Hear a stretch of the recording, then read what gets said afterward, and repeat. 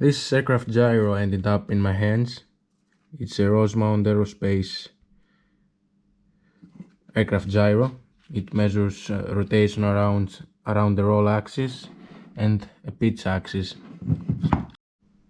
The problem was that I couldn't find any information regarding this thing online, and a friend of mine, after ending up in the second page of Google results, found a German undergraduate thesis that used this thing as a reference for some measurements, and very briefly in one paragraph described the operation. From that paragraph, the information that we get was that it operates at 28 volts and that the outputs are independent. After some more reading of this thesis, I figured out that independent outputs meant that the output is just two potentiometers.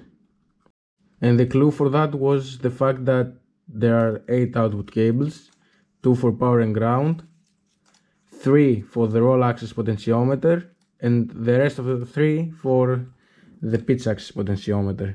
Then it was just a matter of confirming the assumption by just using a multimeter in continuity mode and probing this potentiometer here, which is the roll axis potentiometer, and this potentiometer here, which is the pitch axis potentiometer, with the output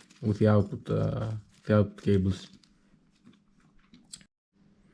The rest of the circuitry probably is for aligning, for initial alignment, and has nothing to do with the outputs, and that, I believe, that was meant by independent in the thesis.